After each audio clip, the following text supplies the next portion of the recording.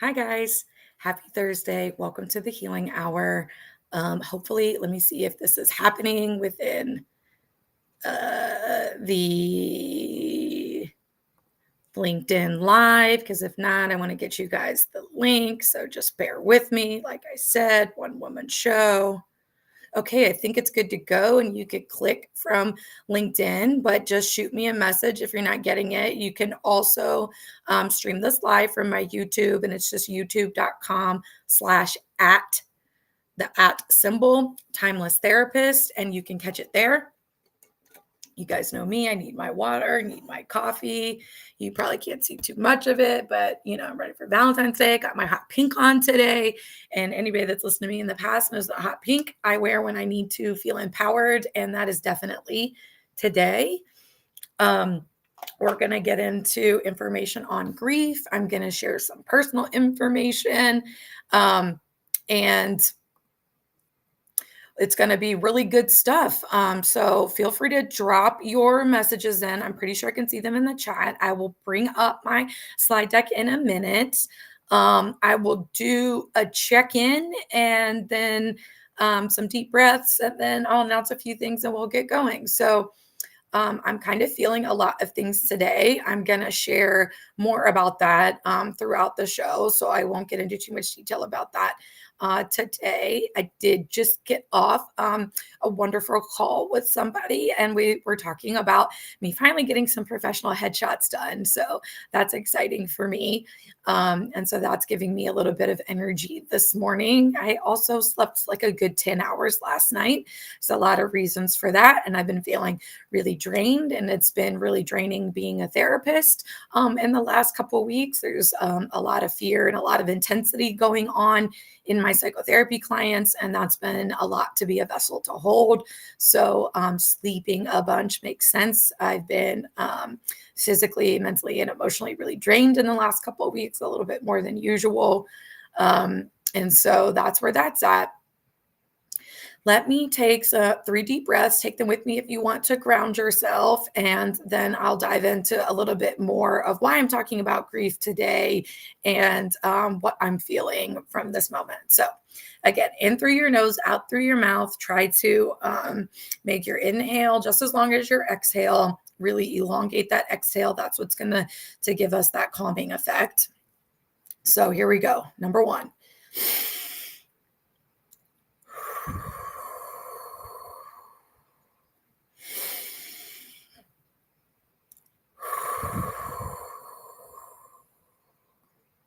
One more.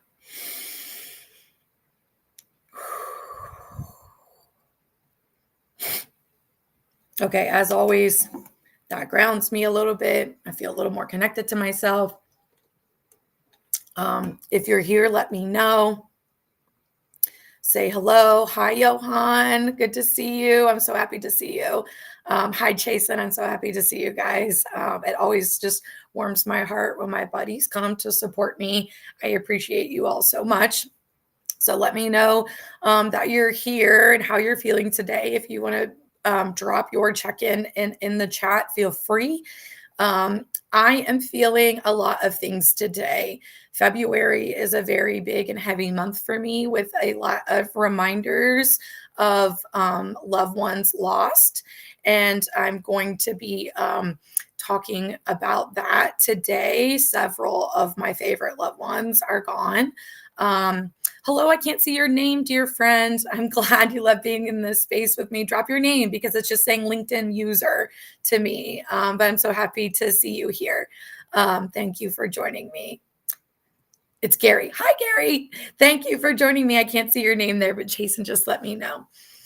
Okay, yeah, so that's why I'm talking about grief today, even though Valentine's Day is right around the corner. February 13th in particular is kind of a big day for me. February 15th is a big day for me.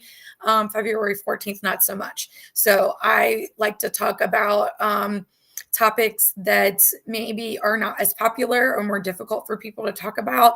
And I do that on purpose. And I like to share my own experiences as I talk about those difficult topics. A lot of the healing hour is healing for me as well. And it's healing out loud because I have suffered a long time in silence. And so that is the purpose of the Healing Hour podcast. That's always been the purpose of the Healing Hour podcast, and to extend a healing message to as many people that need it, and to know that you are likely not alone, as I've experienced so many things. And then I've seen so many other people experience so many things in all the years I've been a psychotherapist. And so I really just want to impart that on the wider community and anybody that is tapping into this show. So as you probably noticed, the show is a little bit different today. We didn't have like the intro, and it's going through my LinkedIn, and I'm using a different streaming service, but I'm finding that it's working okay because, and I'm just going to be straight up honest, guys, like it was not a great week. I was abruptly and unexpectedly and in an unkind manner fired from my position at Circle of Friends Club. And so I am no longer affiliated with the Circle of Friends Club, and am not a part of that community anymore, and will never be a part of that community again. I am very disappointed in what happened there. It was very hurtful. It was very much inappropriate and uncalled for. And it's leaving me feeling really upset a lot this week, and probably maybe really good timing as I'm talking about grief with things, because this is one of the things that we can grieve is a job loss. Now it's not a job that was paying my bills, thank God. But it was a position that I was connected to, and through an organization that I was connected to, and severing that in an unkind manner and abruptly has been really difficult this week for me. And so I will continue doing the Healing Hour show, but it will not be through Circle of Friends Club. And so if you are tuning into my show to hear anything about Circle of Friends Club or their updates, you will no longer be hearing those here. So you're going to have to go there if you want that information. I will be bringing you updates and information and announcements about other organizations I'm a part of and what they have going on, and some exciting things that will be coming for the Healing Hours. I'll start bringing guests, some of my good buddies and a lot of my trauma-informed leadership pals, to talk about things that are really important as we move through this new year and this new presidential administration and all the stuff that's happening over here in the US right now. Thank you very much, Jason. I appreciate your sentiment there. Yeah, it's been an interesting week with that. Okay, so there will be some new cool stuff coming from the Healing Hour and from me, Sarah O'Brien. If I forgot to introduce myself, here I am, AKA your timeless therapist.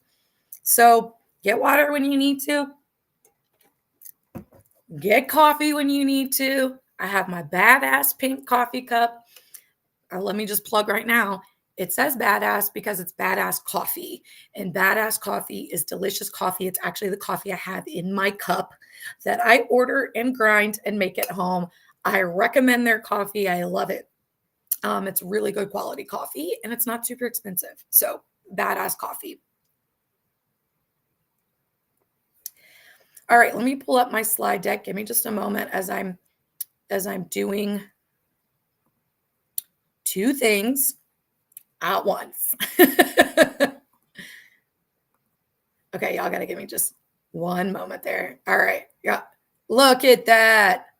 I know you can't see Thrive and Shine Counseling, Coaching, and Consulting at the top, but that's the name of my business. Delicious. Thank you, Jason. Right? One woman show. I am rocking it. I'm super freaking proud of myself, y'all. Like, I did all this yesterday, and I was like, I can do this. I'm going to do this by myself. So anybody who thinks that you can't do whatever, yes, you can. So let me just start with that. Yes, you can. So do not let a limiting belief hold you back. Keep pushing forward. Keep trying things. Sometimes I have to try things a lot of times, or play around with it, or get it wrong, or whatever, to teach myself how to do something, including how to stream a podcast and add a slide deck to it. So, and I appreciate you, Jason. I'm so glad that you're here to support me. That helps me a lot. Okay, grief. I understand that this is kind of a heavy topic, and it's probably not what people want to talk about right around Valentine's Day, but maybe it is something that people want to talk about right around Valentine's Day, because maybe they don't have a lover or a lot of love in their life. And, or maybe this is just like a bad time of year. I personally have a hard time every February, and it's not because of the weather. It's because February is full of a lot of reminders for me that are heavy. And it has me thinking a lot about those things. And often it brings up sadness. Thank you, Gary. Gary says he loves my bravery and vulnerability, and I appreciate that, Gary. I'm glad that somebody appreciates that. I understand I could be a little much for people, but this is who I am, and I'm always going to be a little much. So you're going to take it or leave it. So, what are the stages of grief? What is normal when it comes to grieving? How do you cope with this? That's what we're going to be talking about today. So I found this definition and I really like it. For anybody that's tuning in for the first time or as a reminder, I always research information. So a lot of the things on here are not my direct words. They are research topics. I read articles and things. I collect information from different sources and compile them into these slide decks and into my guides and things for you all. So, but I do look through things and I figure out what resonates and what makes the most sense and what has been researched and out there. And then that is what I put on these slides for you guys. So this is a definition I found that I think makes a lot of sense. Grief is the acute pain that accompanies loss. Because it is a reflection of what we love, it can feel all-encompassing. Grief is not limited to the loss of people, but when it follows the loss of a loved one, it may be compounded by feelings of guilt and confusion, especially if the relationship was a difficult one. And boy, do I feel that. Sorry, guys, I'm having like a face upper respiratory thing going on today. A lot of itchiness and nose running. Okay, so today we're going to be talking about the 5 stages of grief, 7 stages of grief, what's normal, and then I'm going to talk a little bit about my grief. So what are the 5 stages of grief and what does each stage mean? What about the 7 stages of grief? Has anybody heard of that? And what does each stage mean? Is there a normal way to grieve? How long does grief last? And for me personally, what has my journey with grief been like? And how do I manage reminders? And that's a lot of what February is for me, which is why I'm talking about this.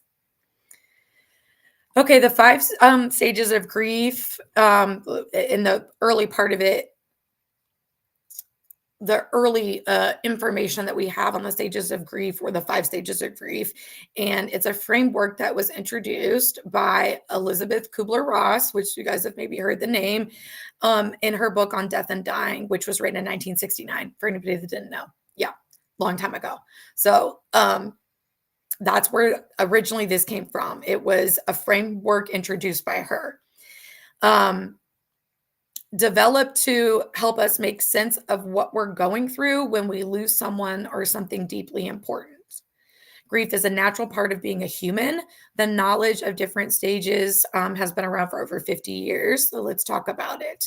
And I hear you, Chasen. He's saying I hadn't heard of the 7 stages. And even though like I'm in this world and in this work, I wasn't really clear on all the 7 stages and how they break that down. So that was a little bit interesting for me as well. I had heard of 5 stages, 7 stages of grief, but didn't really know the sort of difference there. So that's also why I brought that information to this podcast today. Thought it was also interesting. And so, yeah, let's talk about it. A lot of people know the 5 stages of grief: denial, anger, bargaining, depression, acceptance. What does each mean? Denial means denying. It gives you denying the death or the loss or whatever happened. Denying that gives you time to absorb the news more gradually and begin to process it. This is a common defense mechanism typically used to numb the intensity of the situation. And yes, Gary, let me just bring this in. Absolutely. Emotional dysregulation makes trauma and healing more of a struggle. Grief is extreme for you. Same, Gary. I've had some really intense grief experiences that were certainly compounded by history of trauma and feeling emotions in a big way. really intensely. And so when I've experienced grief, that's also been the case a lot of the time, especially with like some of the ones I'm going to talk about today. Next stage in the 5 stages is anger. Anger is a masking effect. So if denial is a defense mechanism, then anger is like a masking mechanism, basically, a masking effect. Anger is hiding many of the emotions and pain that you carry, and it may mask itself in feelings like bitterness or resentment, and it may not be clear cut fury or rage. So, anger doesn't have to look like rage to be considered anger in the stage. It could be irritability, it could be bitterness, resentment, these things you could be feeling. And I think that makes a lot of sense. Anger is definitely a big emotion for me. I experience anger a lot of the time. It's one of the go-to ones. It's one of the only ones that was accepted in my family system. So that makes a lot of sense. And anger for me, absolutely is a way that I manage pain internally a lot of the time. Okay, let me pause for a second to answer this question from Chasen. Is it possible to skip stages and still deal with your grief? Yes, and we're going to get to more of that. Yes, it is. So, when we're going to talk a little bit, like these stages give you information to sort of help you if you are dealing with grief to maybe understand it a little better, but it's not prescriptive, and we'll get into more about what that means. So, in the next stage of the 5 stages of grief is bargaining. And this is where you find yourself creating a lot of what if and if only statements. This is another defense, a line of defense against the emotions of grief, which may postpone sadness, confusion, or hurt. Some other information I found on bargaining was individuals that have a faith or a faith in God or Christian faith, that they're also often bargaining with God about getting through their grief or the whole situation, or, that if they don't feel this pain, then they'll do XYZ. That's a lot of the bargaining stage of grief. It's another way we would love to avoid the intensity and the enormity of the negative impact of the feelings that come with grief. And hopefully we just don't get stuck there, because that's not moving all the way through. Next in the 5 stages, stage 4, depression. It can be difficult and messy. Depression can feel overwhelming. You may feel foggy, heavy, and confused. You may choose to isolate yourself from others in order to fully cope with the loss. This I have also experienced.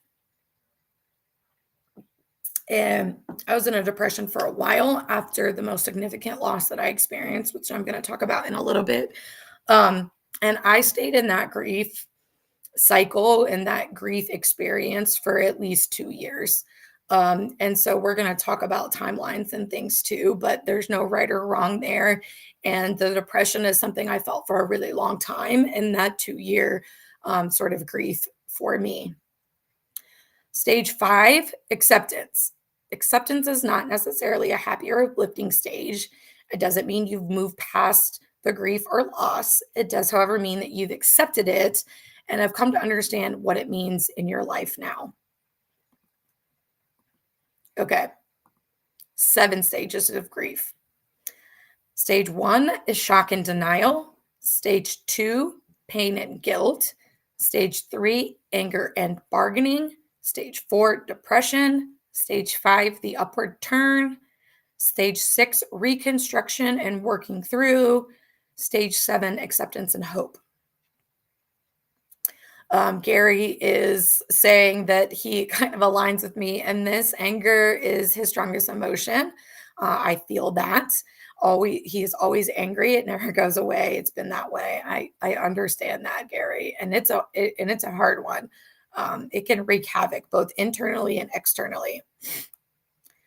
Johan comes in with a Bible verse. This is Jesus saying, "Father, if thou be willing, remove this cup from me."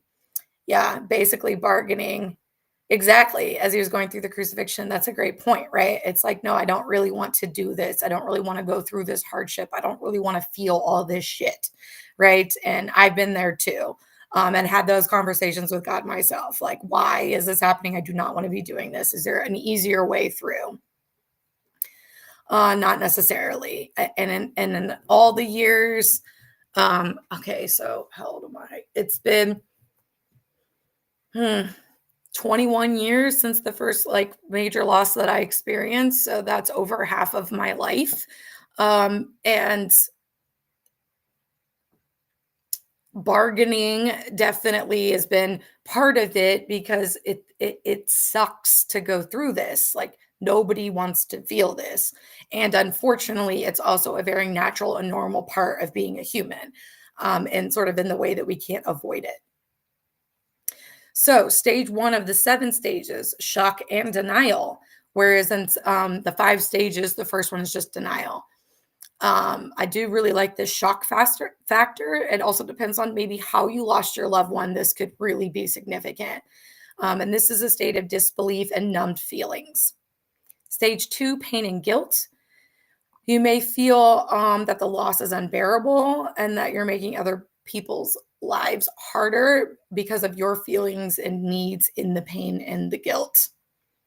They can be just extremely heavy, guys, like extremely heavy.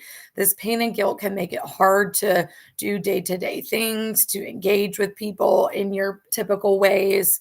And so this is like sort of an added stage. It's a little bit different from the 5 stages, and I think it's really significant here. And glad that there's like another explanation for things that people are going through or could be going through as they experience grief and loss. Stage 3, anger and bargaining. You may lash out, telling God or a higher power that you'll do anything they ask if they'll only grant you relief from these feelings or this situation. It's like making it go away. Like, please, God or whomever, like make this go away.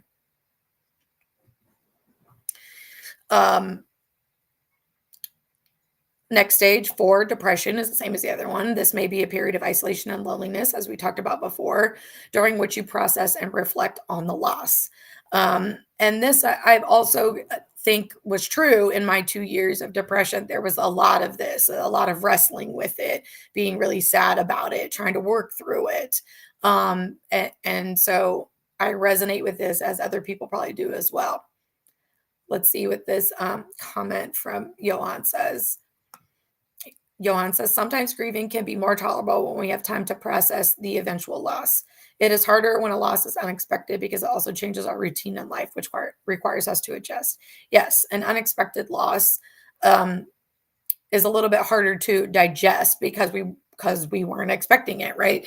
Versus if you have a grandparent or even a parent or family member who maybe has a chronic or long-term illness. And so there is a long period, of things being different and that change already occurring before the loss. So I definitely resonate with that. Time is going to be a huge factor in grieving, right? There's no right or wrong. There's no fast track way through this. It's different timing for everybody, but time is something that we have to give ourselves when we are grieving. Okay, stage 5 in the 7 stages, the upward turn.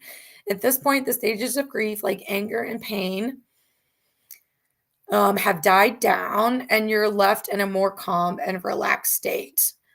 This is moving towards acceptance, but not quite there yet. Stage 6, reconstruction and working through.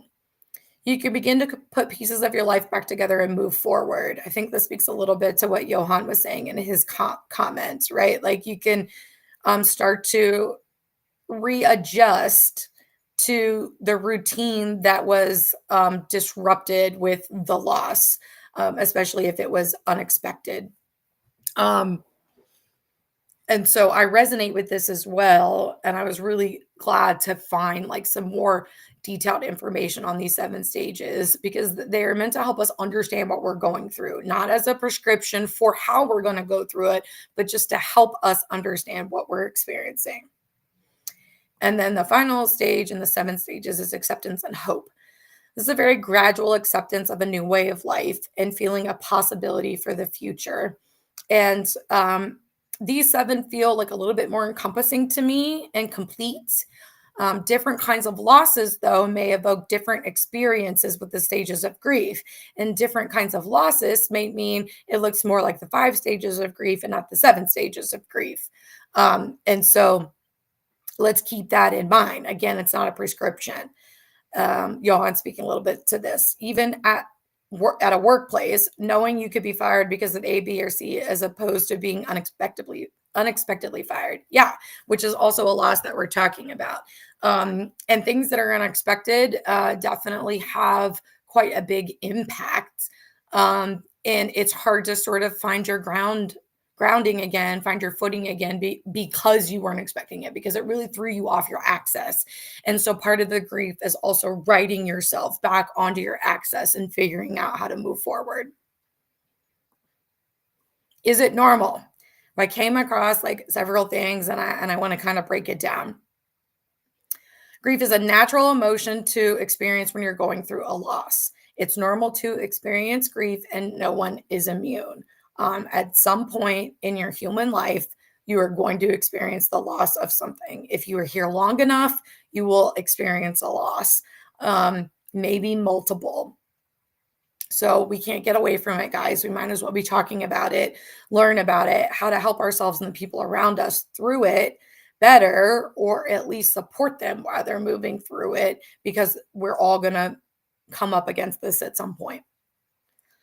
And so this speaks to Chasen's question earlier. Do you need to go through all the stages of grief? No, not necessarily. You may not experience all the stages of grief. They're not a prescribed pattern. Like I was saying, guys, they're not a prescription. It's not like we go through this like linearly, A, B, C, D, E. They are a description to help you understand what you are feeling and why you might be feeling it. And essentially, the stages are there to help you accept that your feelings are not unusual or wrong. And that's why we explain them. Anger is not wrong when you experience a loss, although a lot of people may tell you that or even have that belief. It's a very normal part of a loss or grieving something. However, we can feel like or believe that these feelings are wrong, especially if we're experiencing a grief and nobody around us is experiencing a grief. It can make you feel a little bit like you're a crazy person, because if other people are not going through it, or they have not yet, they may not understand, something like anger or bargaining or whatever is part of this process. There is no set time to be done grieving. So there's no exact time frame for each stage. You may remain in one of the stages of grief for months, but skip other stages entirely. So I hope that answers your question, Jason. It doesn't have to be linear. Like I said, not everyone experiences the stages of grief in a linear way. You may have ups and downs and go from one stage to another and then circle back again. I definitely experienced this. And the really long grief period that I had, it was certainly not linear. I was definitely looping around and coming back. Chasen's comment is, I feel like I have more in common with the seven, but I still have some steps I skip and some that are harder to get through. Absolutely. Same. I feel like I resonated more with the seven. And I think some of that is maybe the losses that I experienced sort of led to me experiencing and resonating more of the seven stages than the five. They feel like a little bit more all encompassing for me, like to speak a little bit more to my full experience. So I'm with you there, Jason. So it doesn't have to be linear. You can go from one stage and then circle back. No two grief experiences are the same. Grief is very personal, and you may feel something different every time you go through a loss of some kind. You may need several weeks, or grief may be years long. Again, this may depend on the loss, how you lost the person or thing, the relationship that you had to a person or thing, like a job. Some of those factors will contribute to how you experience grief with those losses. And then, of course, no two grieving people respond the same. It is different for every person. The process is different for every person. This is natural. This is normal. There's no reason to compare. No experience is good or bad or right or wrong. You guys know, like, the cutoff of my book is pretty firm. It's like, unless you are actively hurting other people, then your process is your process, and it takes time to go through this process. And so the timeline for you may look different than the timeline for somebody else. Again, there's no reason to compare. It's not right or wrong or good or bad. They're just different. And we need to accept that people experience and cope with things differently. Like I said, as long as we're not harming somebody else in the process, then it should be fair game. And people need support when they're not at their best. And I cannot say that people are at their best when they're grieving, nor should we expect them to be.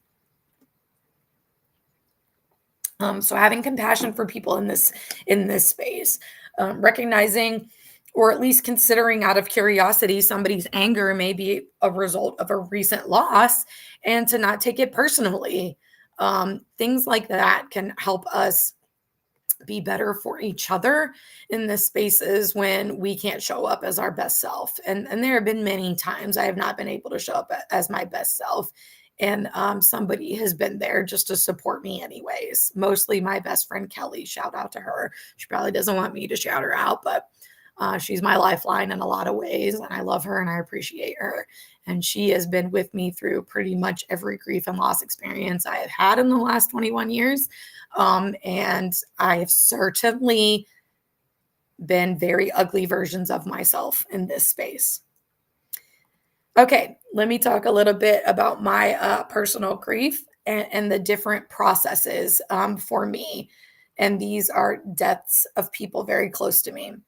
So, Adam, my grief process was very long. This is the one that was at least 2 years. This was the longest grief process that I had in all the losses I've experienced. It was very intense, very confusing, very lonely, very painful, and I absolutely experienced all 7 stages. This was a lot for me. I was young. I did not know how to navigate this well. My family system was not helping me navigate this well. That's part of why it was very confusing. I didn't know the stages of grief at that time. I didn't know what was normal. I didn't have anybody telling me what was normal. I was 20 years old when my brother Adam died. And I was in the middle of college and I was away from home, and it was a lot. And I was not in a good space for a long time. I spent a long time bargaining and hoping that something was going to be different. And then I spent a lot of time in depression and a lot of sadness, and that isolation, because I just didn't know how to navigate all of this. And that could be why this grief process was so long for me. It was not really understanding even what I was going through, and anybody telling me it was normal to feel this or to feel that. And so my mom died in a very different way. So my brother Adam was killed at war in 2006 in Iraq. He was a medic in the US Army. And so it's particularly unique that a medic was killed. And in fact, he was the only person killed from his unit that deployment, which is also really unique. And he was 22 and I was 20, and it was a complete shock. And that had a big impact that was not expecting that to come. I will never forget the day that they knocked on our front door, just like you see in the movies, 2 uniformed officers to come to tell you that your family member is dead. There is nothing that has sucked worse in my life than that moment. That was very intense and very abrupt and very surprising. And so that grief experience was different than grieving my mom. I also had a very different relationship with my brother than I did with my mom. I had a very contentious, difficult relationship with my mom. My mom was the perpetrator of a lot of my childhood trauma, struggled with a lot of narcissism, my mom. And so it was a very difficult relationship. My mom had Parkinson's disease. She was diagnosed at the age of 48 and she died at the age of 53. So it was a 5-year battle, and and she got worse over time. And that was different in me processing my grief as well. Not only was the relationship different, that the manner in which she died was different. And that speaks to what Johanna was talking about, that knowing something is coming is different than it just unexpectedly happening. And I would agree with that based on these experiences. So I started grieving my mom before she died for some of those reasons that Johan said as well earlier, is that I was able to process that sort of as it was happening, as the day-to-day routine was changing, as she was getting sicker. It's starting to grieve the person that she no longer is before she actually dies. And so that was true for me. This was a less intense grief process. It did not last as long. It was lonely and difficult. My family did not do a good job at all of being there for one another through these losses. In fact, when my brother died, it basically just tore my family apart, and we have never been the same since. And we have not been able to recover those relationships since. It had an incredible negative impact. I think with my mom, it was more of me experiencing the 5 stages without that like shock and guilt and some other things going on. And I really feel like I went through the first 2 stages before she died. So let me go back to that real quick. So denial and anger were the two that I was going through before my mom died, so denial that she was sick and was going to die, and anger about that, and that it not getting better, as I moved through life and those 5 years. And, my mom was diagnosed at the beginning of my second semester of my freshman year in college. So my life was upended in those 5 years for sure. My brother died in the middle of that. And there was a lot happening in my own development and like life at that time. Not to mention, like as we're throwing this in here, I'm in the middle of my grief process and I'm back at Virginia Tech. And in April 2007, the Virginia Tech shootings happened. And I was a student at Virginia Tech when that took place. Now, I didn't know anybody personally that was killed in the shootings, but I was on campus in the building over when it happened. And there was a lot of collective grief around that experience of that loss at our university. But I personally was in the throes of my own really difficult grief process about my brother. So there had been a lot happening for me in the college years and graduate school years. That's when a lot of this took place. Okay, Pearl. Pearl was my dog. She was the first dog that I had on my own. I will probably cry on this one. She was everything to me for a really long time. She was my family. She was my home. Pearl and me spent like about 7 years together before my spouse and I started dating. So Pearl was my ride or die. She was just my little buddy for those 7 years. I lived alone. She was like kind of my everything. I was estranged from people in my family. Pearl meant the world to me. Pearl was diagnosed with Cushing's, the kind that's in your adrenal glands, not in the pituitary, in your brain. And so there's less treatment and not really a lot you can do for this. And so she was actually diagnosed with that in like April of 2020. Not good timing. Yeah, there was a lot happening. So I actually think I started to grieve Pearl before she died because I knew once she got diagnosed with Cushing's that it was going to be limited. I just didn't know how long it was going to be. This was a pretty intense feeling because I feel like I lost my home. And so that was really difficult. It's been very sad. It's been very lonely. And this one, I've experienced a lot of guilt, wondering how I could have been a better dog mom to her, if I could have saved her that night, if I could have done something different. It's been very painful. Pearl has been there through so much that some of the guilt is also that she took care of me and I should have taken better care of her. So there's a lot of things wrapped up for me with her, been very important in my life. and I miss her every day. So Pearl died in 2021. And I basically have felt homesick ever since. She was my home and she's gone. And so that's like a weird feeling and something I maybe wasn't expecting, with a pet dying. But for anybody that has experienced like grief with a pet death, you are normal. It is fine. It makes sense. They are part of your day-to-day life. And that also goes back to some of what Johan was saying, is that the routine is different all of a sudden. It's like she was there one day and she was gone the next. And that was very difficult and painful. Okay, the grief process for me was some other losses. So a relationship loss through estrangement.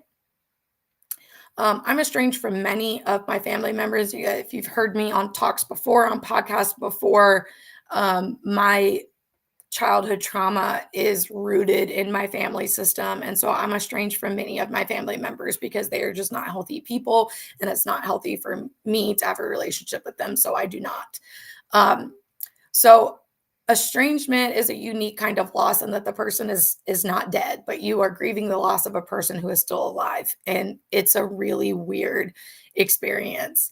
So the grief process in an estrangement loss for me is very long. And it resurfaces. I definitely do the loop around the stages a lot here.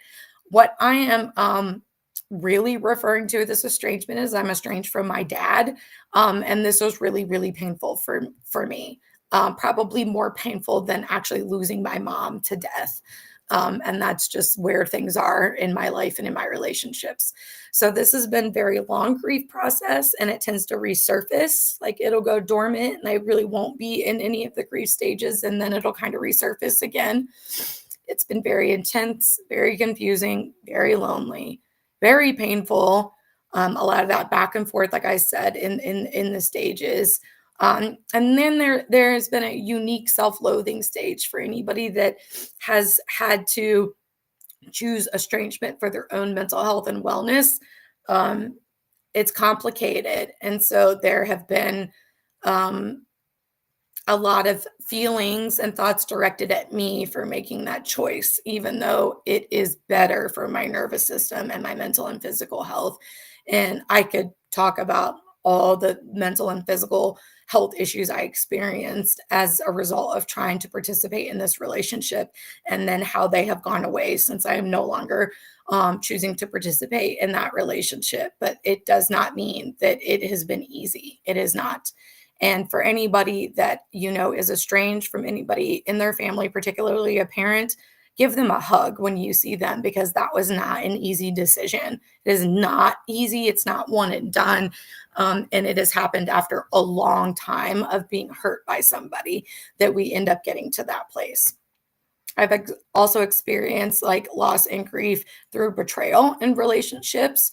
That shows up a little bit differently for me. A lot of anger and rage when I've been betrayed, a lot of self-questioning and self-blame.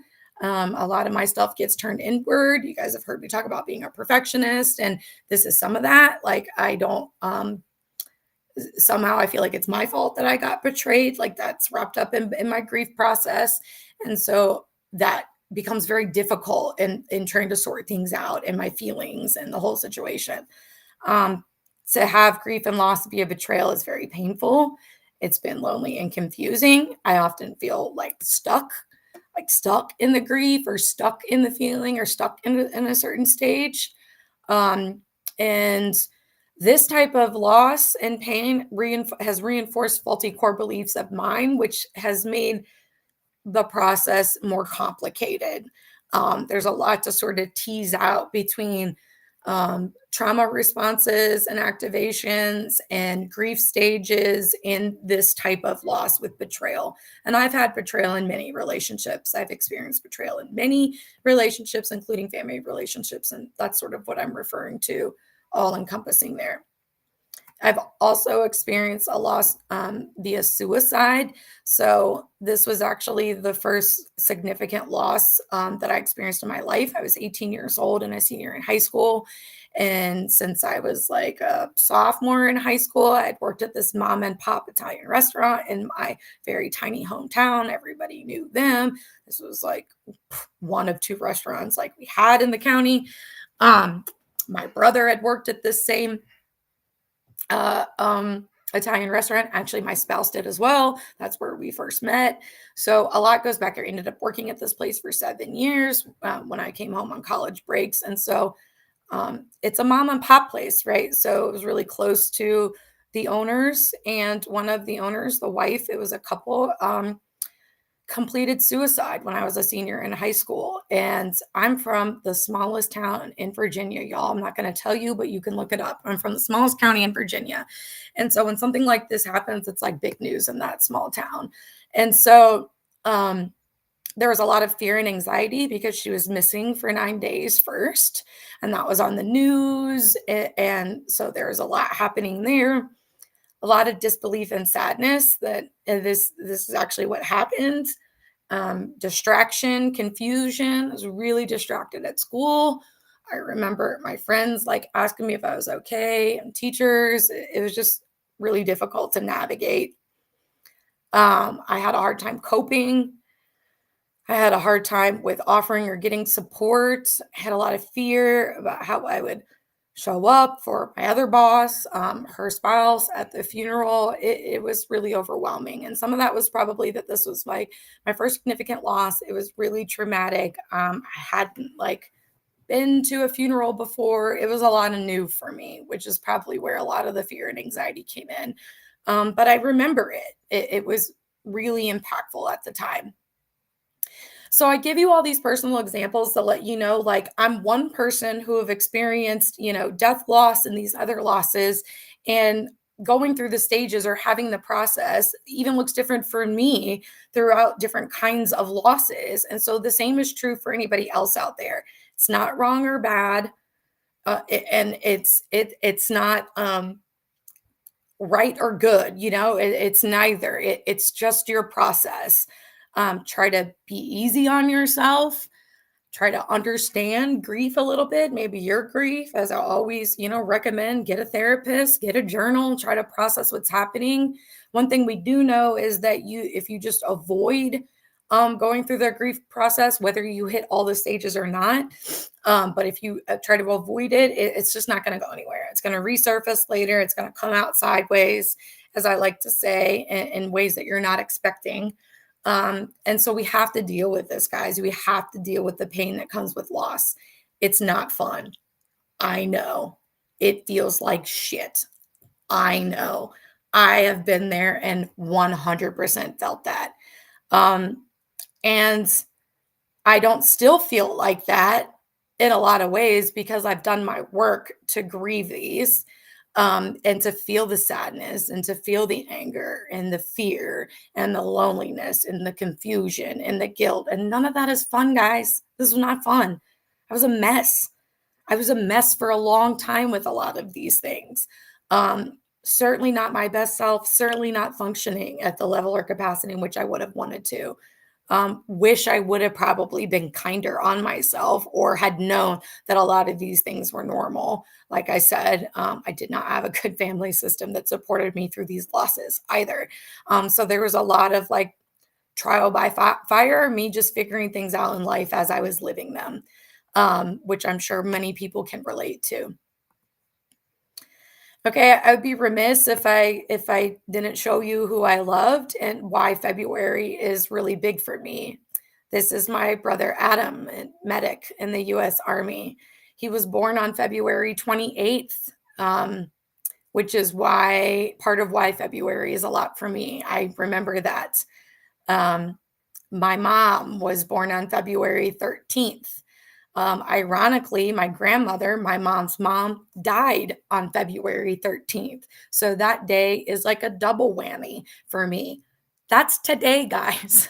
That's why I'm in this space right now. That's why I'm talking about grief. Today is February 13th, and it is simultaneously my mom's birthday. and she would have been 69. And it's the same day my grandmother died. Um, Pearl, there is my sweet baby. She was born on February 15th and she died on February 3rd. You guys are getting it. February is big and heavy for me, which is why I'm talking about grief today. Um, I don't think about Valentine's Day. I don't think about anything else in February other than this a lot of the time. It doesn't mean I'm always curled up in a ball and crying, but it does mean I am thinking about this a lot more. And some of this stuff comes back up, as you guys heard me talking about Pearl. She's the one who I lost most recently and is my, um, my sweet, dear baby that I love and miss every day. And it's helpful for me to not be in the dark about them as well, to be able to shine their faces and share their stories and my experience with them. I had very different relationships with these three individuals. And so my grief process was very different. And I think about that, as this comes up and how it's different for me with these people. There's been a lot of guilt because I don't think about my mom very often, but I think about my brother every single day for 18 years. um, that's all part of the grief process and making peace with things that have happened, making peace with the loss that you've experienced in life, and finding a way onward, whatever that looks like. I've certainly not forgotten these people, but I would say I've moved through the grief process and that I've accepted it. Occasionally, when I have reminders, I'm still sad, and that makes sense. And sometimes I don't function as well, or I'm distracted sometimes on those days. That's okay. I'm a human. You're a human. We can't extrapolate ourselves from our emotions and our nervous system. So we just have to deal with it as it comes. And so I hope you all are as happy to see the faces of my loved ones as happy as I am to talk about them today, a little bit about their stories and to show the world who they were. Okay, as we're wrapping up today, I really appreciate my friends who popped in to talk with me. How can I help you with grief? Well, like I said before, guys, I am a 16-year veteran psychotherapist. So if you live in Virginia or Maryland, you can contact me for therapy. If you do not live in Virginia or Maryland, and you want to work through stages of grief or set goals for yourself around processing this, you can hire me for coaching services. I also think it's really important to focus on self-care. I don't think I maybe did this well enough in my grief because I didn't know that I should, and nobody was helping me through this at all. But my self-care kit and my self-care love and growth workbook are designed to help you take better care of yourself. And so whether you're grieving or not, going through anything or not, all the prompts, guides, affirmations, and information and skills will be helpful for anybody to take better care of themselves and better care of their nervous systems. And, I would venture to say that if you're in the grief process, that's not top of mind. It wasn't for me. And so it makes sense that we neglect some of our self care in the midst of feeling depressed and angry, and sad and confused. And if we're in that space for a while, we can really just lose structure and routine to caring for ourselves. So it might be helpful to have a guide so that you don't lose sight of those things. And this is like freebie information. If you can't hire a therapist, if you can't afford to do anything, get a journal, use a notes app on your phone, get a random piece of paper, whatever's available to you, and start to write out your feelings and experiences as they happen. This helps us self-validate and it helps us process through it, not get stuck in emotion states. And it helps us understand ourselves better as we do have or move through different emotion states or experiences as things happen in our lives. You can find all of those things on my website at www.sarahobrienlcsw.com. That is Sarah, Sarah, O'Brien, Obrien, LCSW.com. I am a trauma-informed professional and leader, coach and consultant, My buddy Chasen is here. So I am proudly the Director of Student Wellness for Transformation Kitchen with HR4U's nonprofit and helping individuals who have been overlooked by the system find living wage jobs in catering. And it's a really cool organization. And getting to work with the students there is pretty awesome. I would love to see all of them propel, and it's such a great mission. So those are some of my roles and the things I do outside of being a psychotherapist. I still have my foot, my toe dipped in healing of some kind and trauma informed care and trauma informed leadership, which is my whole platform for anybody that missed it. Reach out to me if you need something. Let me know how this went. Feel free to share this. Always remember that you matter and that you are enough no matter where you are in life, in your grief process, in your trauma healing, in your mental health and wellness, in your physical health and wellness, in your relationships. We are not perfect. We make mistakes. We mess up. We accidentally hurt other people, and we are still worthy. And if you are a human being, you are still worthy. And if that is the only thing you take away from today, then that's good in my book. Tune in next week. I'm pretty sure I will be here. If it's not at the same time, I will let you guys know. If there's anything that you want me to talk about, feel free to drop it in a DM or in the chat or anything else and let me know. And I'm happy to speak on topics that you all want to hear about. And would be my privilege to do so if somebody has something particular on their mind. Okay, before I sign off, Johan has as a comment here. Our experience with individuals we lost, along with our personalities, can also play a huge role in how we grieve and process and resolve. And that's exactly true. And I think Gary and I were having a little bit of that conversation earlier with emotional dysregulation and trauma responses really compounding the negative impact that grief has a lot of the time. Bye, Gary. Thank you for coming. So happy to see you here and participating. I appreciate you. And so, yeah, like that's also a part of the difference, which is also why we need not judge somebody. They are not necessarily like us, or they have not gone through our experiences in life. Therefore, how they show up to process their grief may look very different than how we show up to process our grief.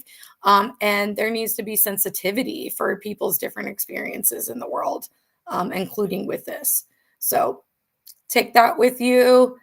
Next week will be a surprise as I don't have a topic in mind right now, but I will be back to bring you the healing hour every Thursday at 11 a.m. You can always watch the replay on my YouTube. That's YouTube/@timelesstherapist. Find me on LinkedIn. Find me on my website. Find me on YouTube.